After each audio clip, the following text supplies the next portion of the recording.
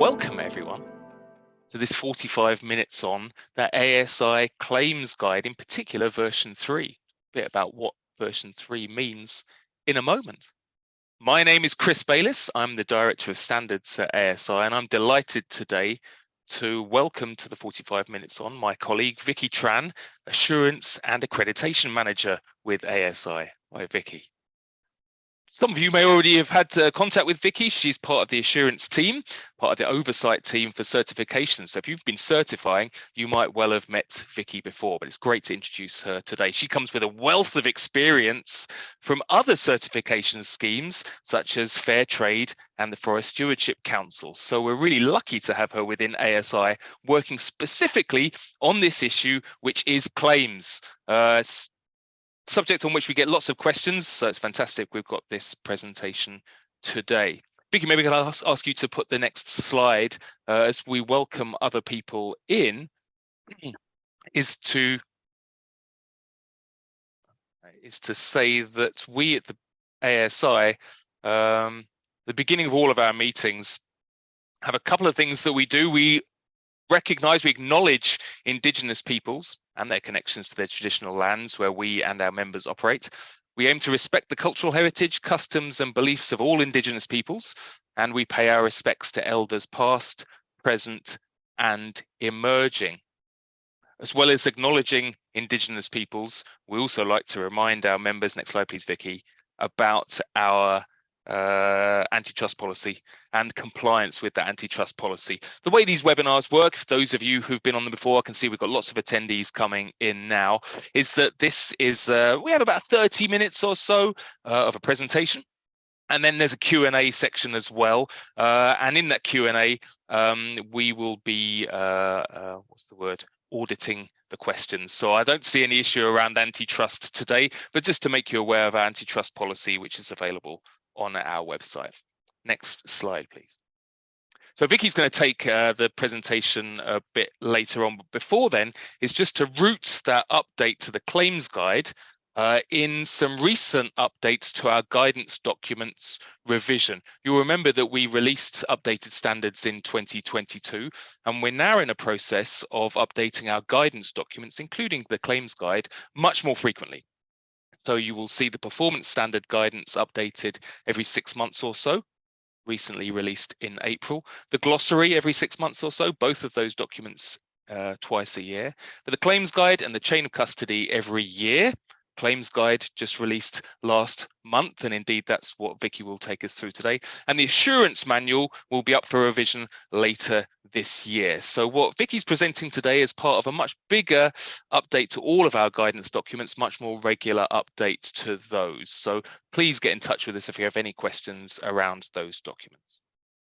With that, I'd like to one more thing. Sorry, Vicky. Well, it's very interactive, right? Vicky really wants your questions. We know we get them in advance. We've got a couple actually already.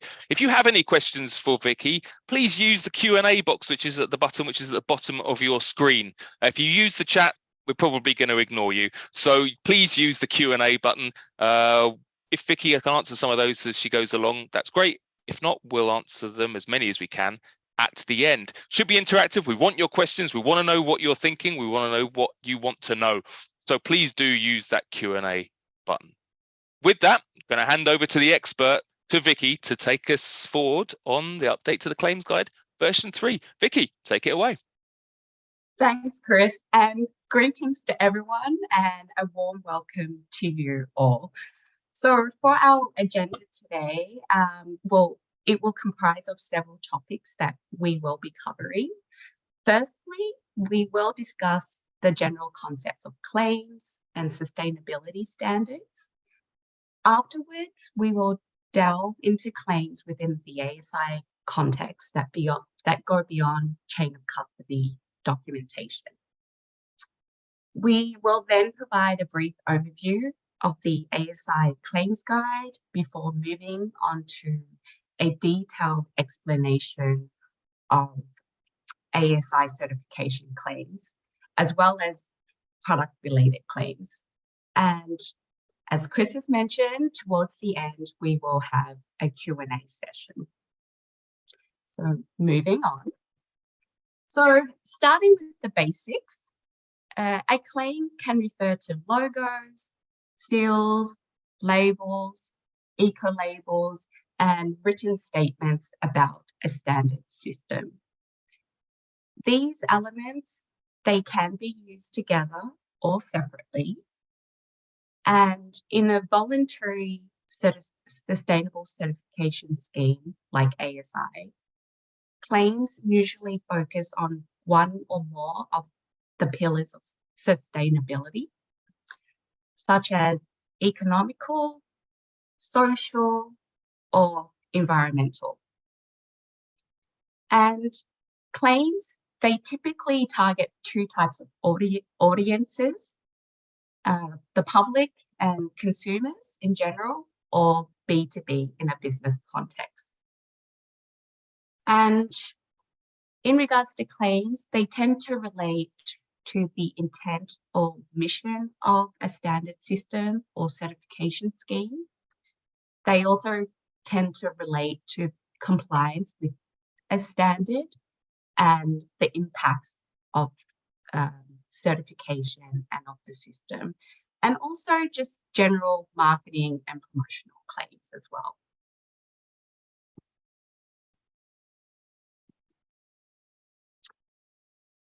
Within the ASI context, a claim consists of one or more of the following: the ASI logo,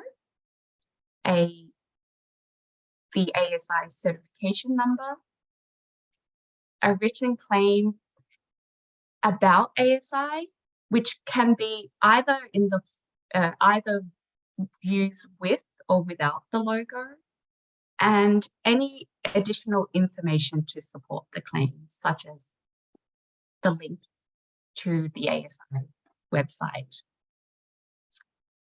Using a ASI claim is an indication of your organization's commitment to responsible production, sourcing, and stewardship of aluminium.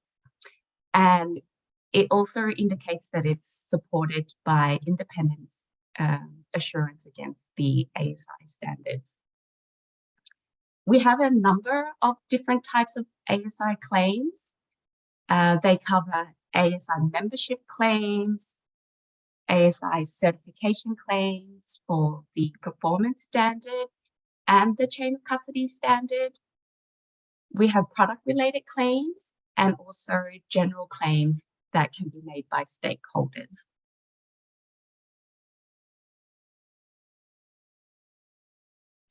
Now, the ASI claim guide provides clear rules and guidance on the type of claims that ASI members can make. This includes claims about your membership and how to promote that to your customers, your suppliers, and to general consumers. And the guide also outlines how production and transformation and industrial users can make claims related to the ASI performance standard and the chain of custody standard. It also covers how to make product-related claims. And in addition, it provides information on how members can seek approval for the use of ASI claims and learn how to use the ASI logos, in addition to QR codes that take viewers directly to the ASI website. And lastly, the guide explains how ASI monitors and enforces the proper use of ASI claims.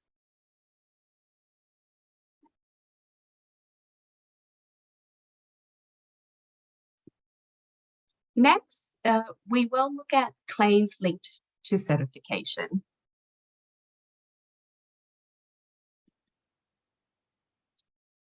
So members who hold a valid performance standards certificate may use the ASI performance standard certified logo and a written claim in their internal or external communications. to indicate that they have achieved ASI Performance Standards certification.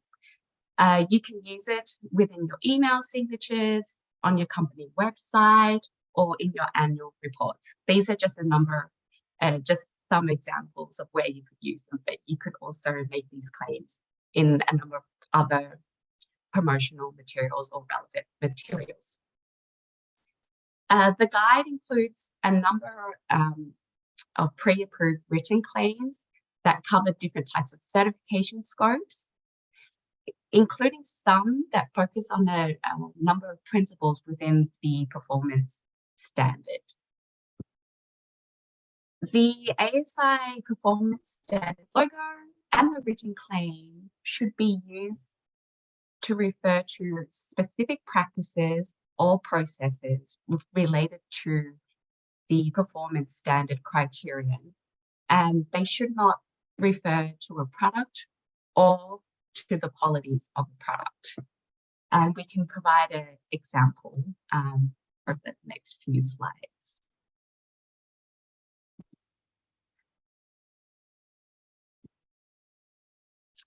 So here we have two examples of making a written claim when focusing on a principle.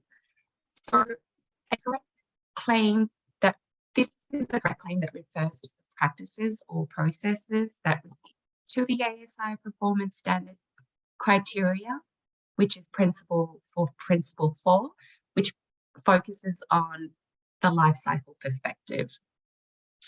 So the example states here that the member is certified against the ASI Performance Standard. This provides assurance of our work on evaluating the life cycle impacts of our products. While the second one is incorrect, as it refers to a product or the characteristics of a product not covered by the standard, where the claim talks about that the performance standard provides assurance that the products are low carbon, which is not covered by the standard.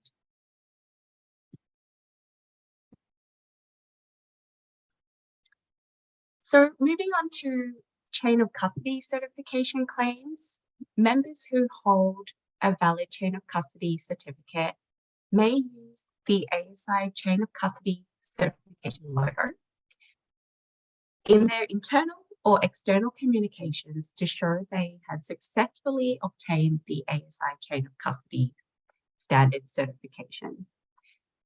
And they can use this also with a written claim. They can both be included within corporate social responsibility reports, sustainability reports, brochures, or other promotional materials. Also included in the ASI Claims Guide, we have a number of pre-approved written claims for members covering various certification scopes. However, it's really important to note that if members wish to make claims regarding ASI Aluminium, chain of custody material, or aluminium containing products, they must be certified against both the chain of custody standard and the performance standard.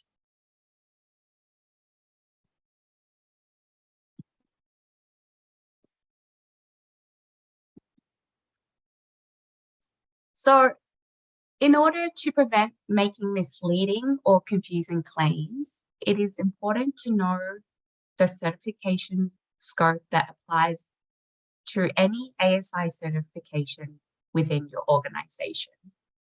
So as this will affect the type of what you can say in your claim.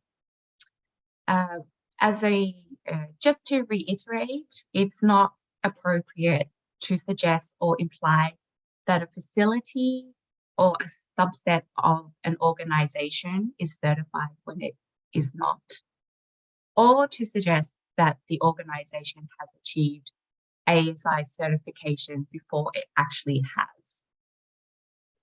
In addition, it is not acceptable to imply that the scope of ASI certification is larger than what it has actually been achieved, or to suggest that other metals, materials, or products are ASI certified.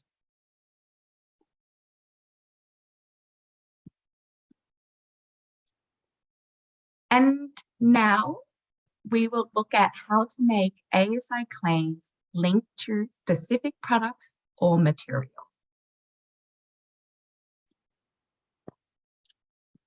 Within ASI, for product-related claims, we have two types of claims for products. We have on-product claims and off-product claims.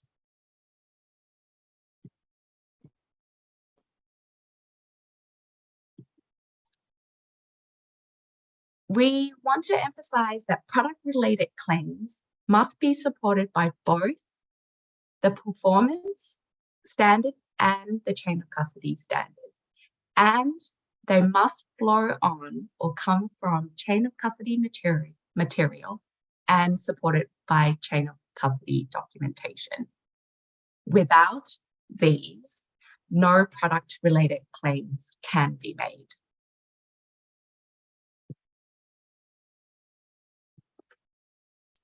So members can use the ASI responsible sourcing logo, responsible aluminium sourcing logo, with or without the written claim on relating to a product or material, and they can appear on or off product.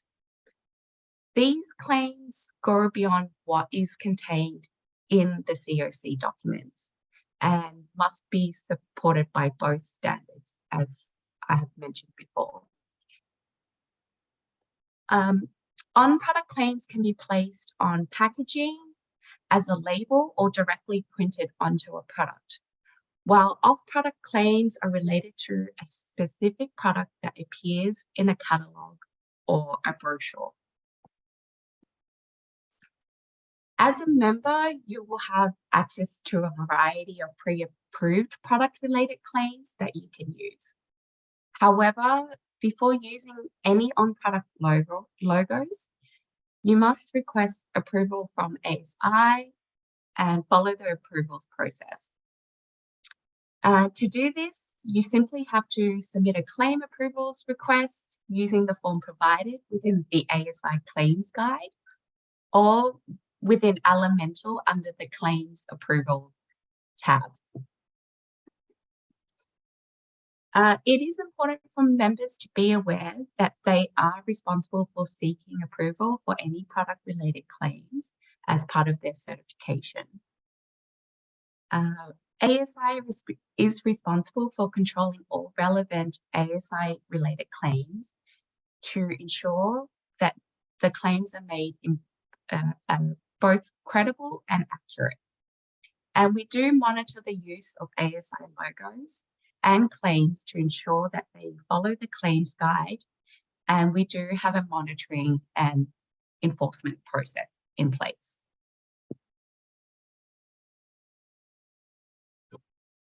So looking into detail, further into detail on about on-product claims, for instance, here we have a beverage carton that has the ASI responsible aluminium sourcing logo and a written claim on it. It's important to keep in mind that having a written claim on a product is not required. It is optional.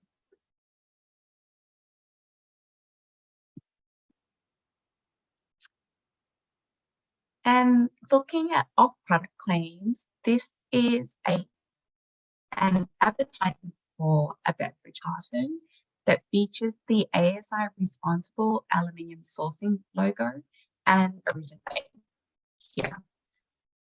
Members are allowed to use similar off-product written claims or communications related to chain of custody material or products without the ASI chain of custody certification logo or the responsible sourcing logo. So these can be used interchangeably.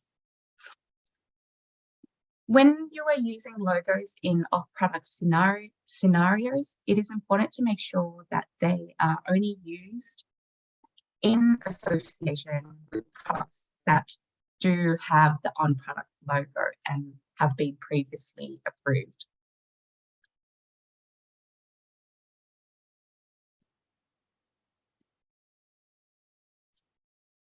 And now we will look at how downstream customers of members can make claims.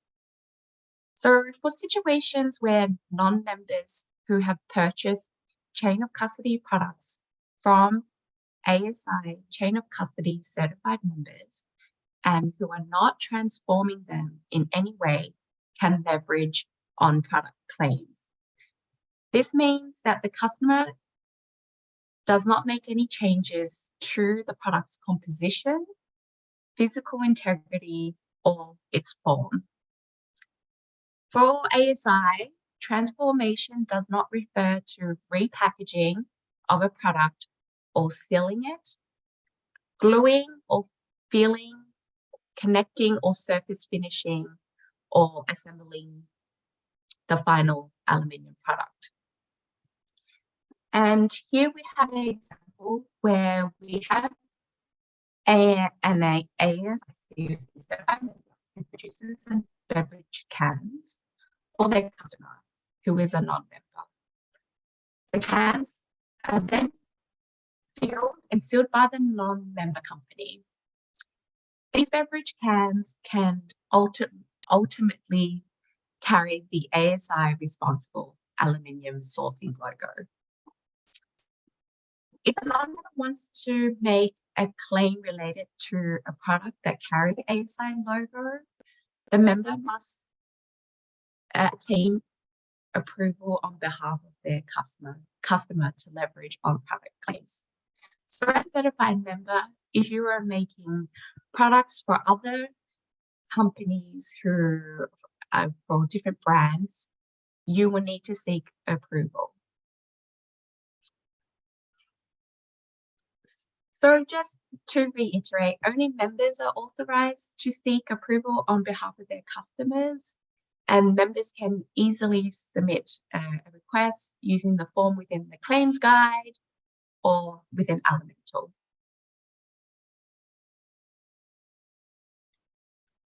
And just to recap, the ASI performance certification logo is used to promote your performance standard certification.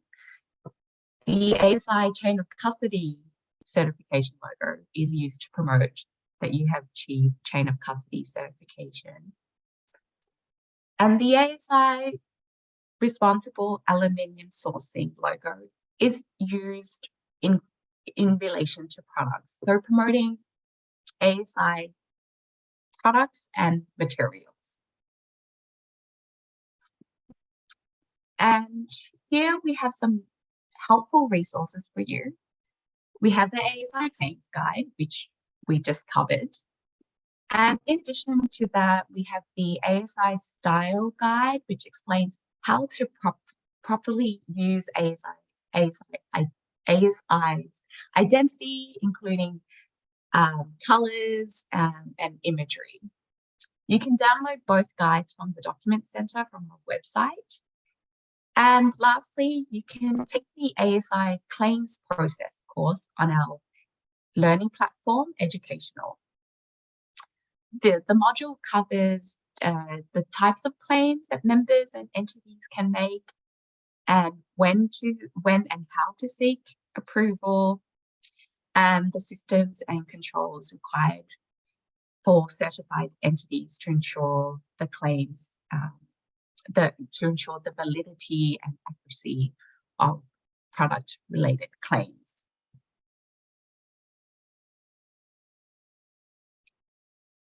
And on that note, we can move into the Q&A portion of the session. Fabulous. Thank you very much, Vicky. Thank you all for the questions that we've received offline.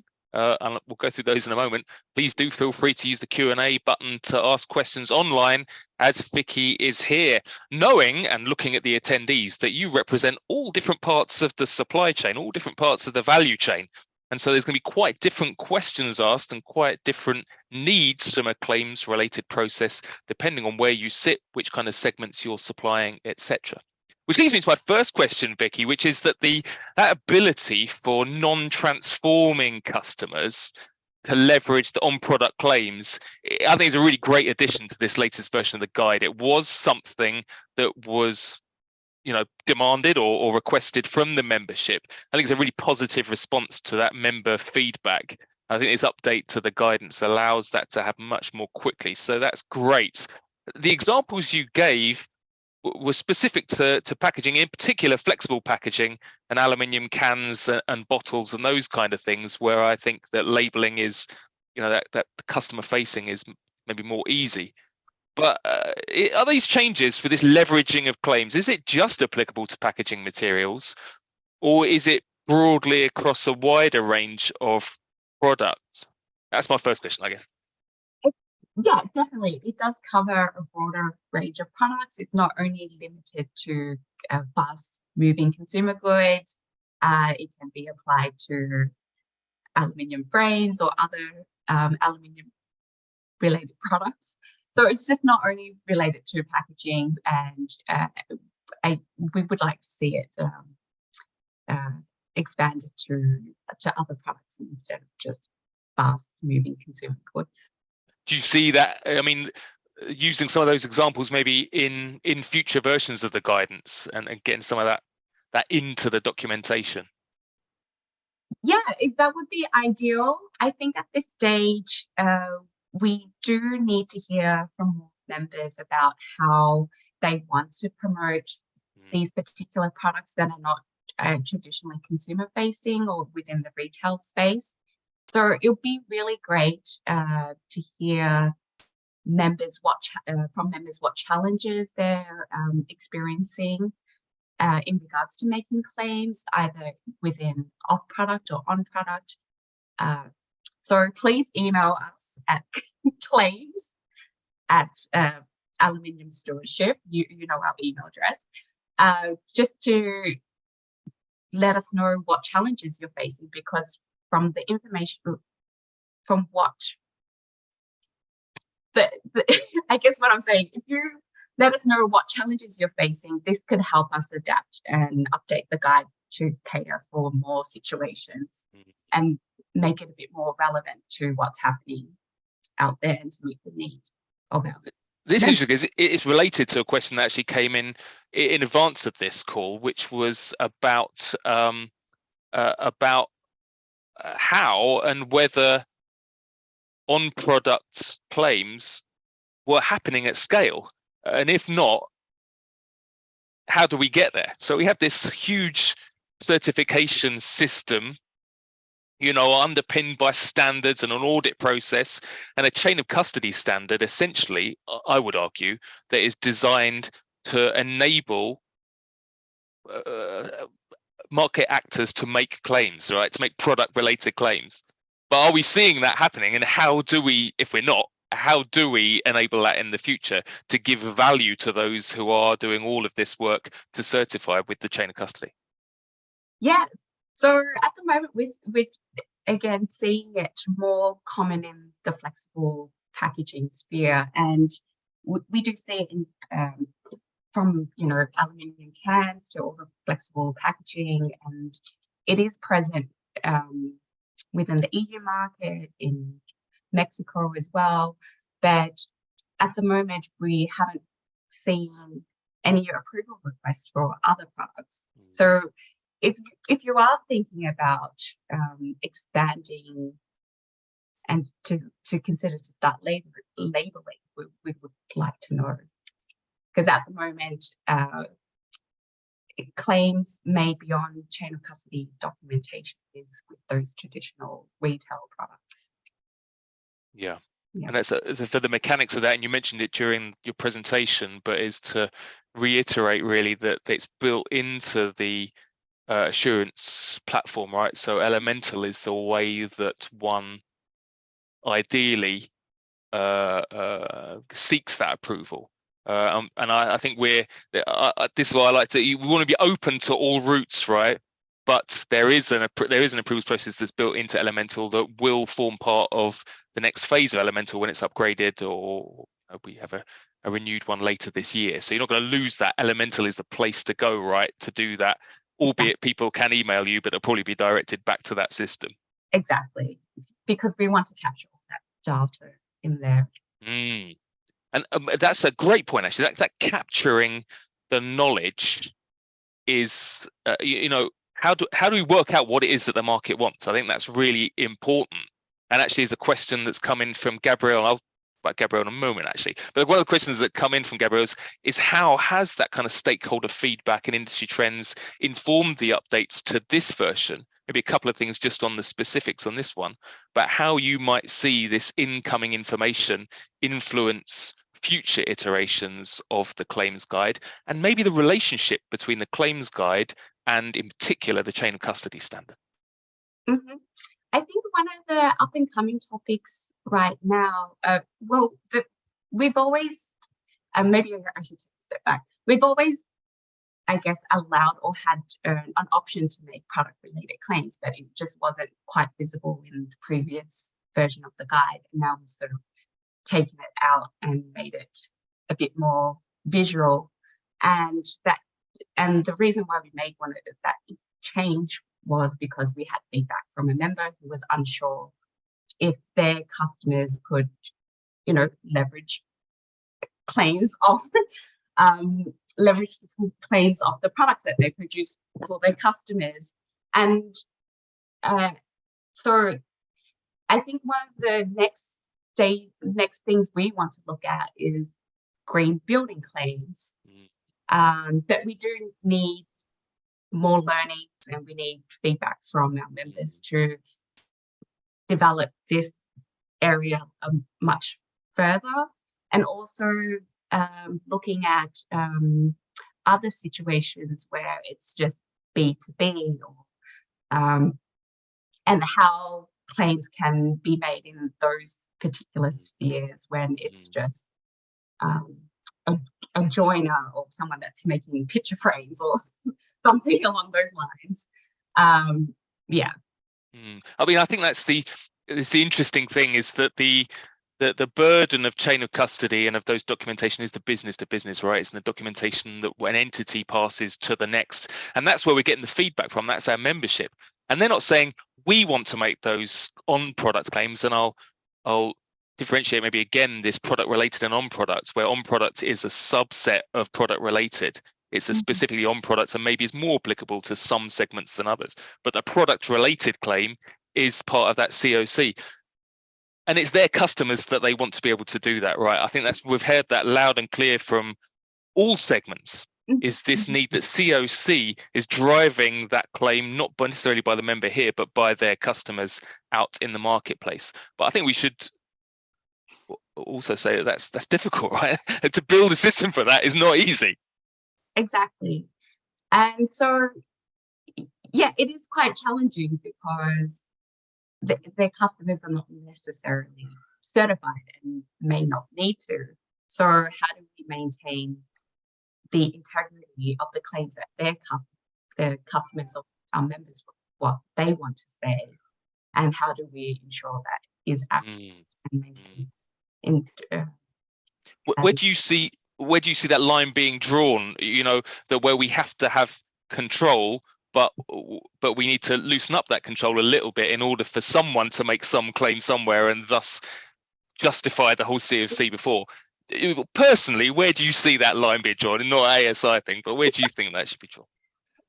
Fine balance, right? Between, okay, we need to make sure things are accurate, and the claims that are being made are truthful and that we can rely on them, and also being flexible enough that that meets the needs of the market. And I don't know, it's a bit hard to have that to achieve that balance, but I think Gabrielle's question actually is a good one there. Is that what if something goes, who's accountable if something goes wrong, right? So if the customer is making the claim but they're not a member and not certified, is it the supplier who actually takes the risk? Is it a bit like our outsourcing contractors for COC, that it's, if there's a claim being made, it's the claim really of the member that's being leveraged by the ex-member, and it will be them that would be accountable for if something went wrong? And maybe you can use that to talk a bit about that wrong, then the procedure for if someone makes a false claim. Sure. So if you're a member that's producing a product, but you're producing it on behalf of the customer, but the product is also covered within your ASI certification score, it is your responsibility as a certificate holder to ensure that you seek approval for the use of the logo and the claim, because you are ultimately responsible for it. So if your customer does want to make a claim, you do need to have processes in place to make sure that it is correctly.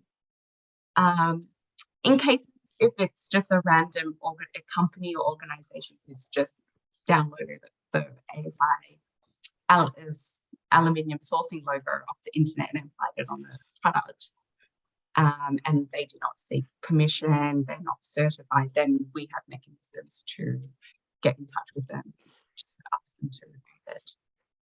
Have we done that yet? It's a good question. In my experience, no. Okay, but the number of claims is limited as well, right now, the actual number. Yeah. Exactly. But for those who are just, I don't know I don't know if the audience can see who's asking these questions. But if you can't, that last question came from Gabriel Carmona, who is our ASI's new circularity research manager. And he starts today, so you're going to hear a lot more from Gabriel around circularity. And Vicky, this I think the circularity aspect is important for these claims bit, right? Because this is the point at which this COC material for the product related claims enters that use phase, or kind of leaves the certification piece and goes elsewhere. So there's an opportunity there for us to affect, let's say, change in terms of the product that go out into the market. Maybe could you just talk a little bit about how, and maybe your experience with other sectors, about how the ability to make claims and claims in practice, how they drive change in markets? Sorry, that's a horrible question for the last 5 minutes, but I'm gonna. That's a challenging one. I think it's about.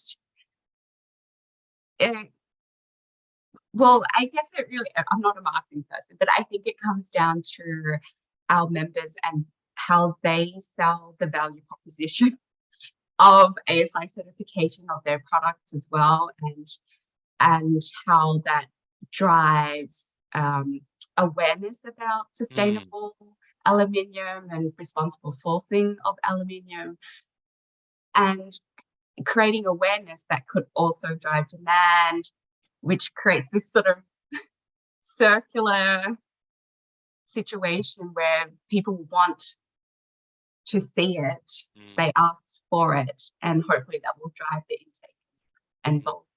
But I think at the end of the day, it's really up to our members to determine what is their value proposition in regards to ASI, how they can use the logos and all the claims to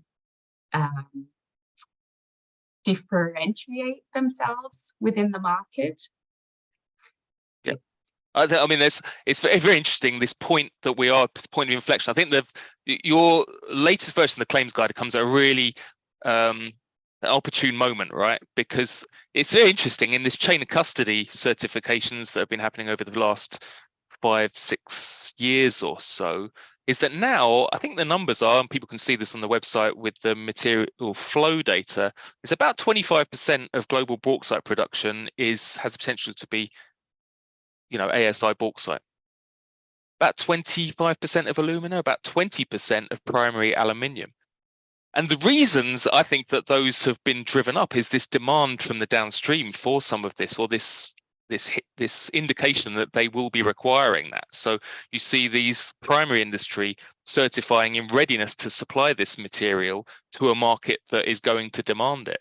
Of course, as we get downstream, those numbers really go down. I think it's about 5% of semi-fabricated and 1% of fabricated goods. So there's an interesting point now where, as you say, there's this pull that people want to make these claims. But I think on the other hand, we're going to hear the producers and the transformers ask the downstream and ask industrial users, if you're not going to be out there making these claims and promoting this material and doing something with it, questioning the burden or the cost of certification for COC. So this linkage between the claims guide and chain of custody, I think, is really interesting.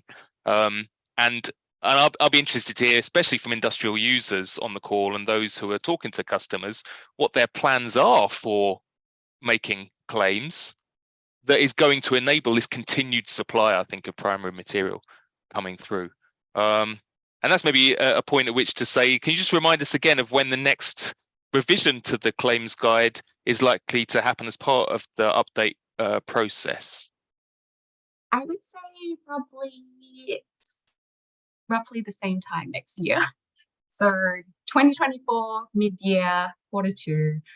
And I would say this year, the next 12 months will be quite critical because, from today, we are promoting the ASI Claims Guide, and we hope more members will be aware about it and that they can make all these certain claims. But it will also be a year where we're hoping to get a lot of case studies and learnings from our members, and that will feed into the changes within for the next update. Fantastic. This is from today or from now. I think certifications can only occur against the updated versions of the standards, right? So version 3 of the performance standard, version 2 of the chain of custody standard. So it's going to be interesting as those, initial wave of new standards comes through, and that's part of your process. It's great to have that assurance understanding as those materials come in and feed those into the claims guide. But it's maybe to say again that if anyone does have any comments, case studies, questions, the claims email address, claims@aluminium-stewardship.org is the one to use, or I think people can get in touch with us directly, right, Vicky? Feel free. We're always here to hear your questions. With that, I think we're approaching the 45 minutes. And we've had a question on the EU Claims Directive, but I'm sorry, you come in the last 90 seconds with an EU Claims Directive question. You're probably not going to get it answered. Unless you want to, Vicky. But maybe it's to point people to the fact that we have an article that's just been released, I think, as part of our newsletter, and is on the website. So if people want to take a look at that and the linkage with the EU Claims Directive, that's on there. Thank you for the questions, and a really massive thank you to you, Vicky, both for today's webinar, but also for the work you put in on the version 3 claims guide, which people can find on the website. Thank you very much. Thank you. Thanks for having me.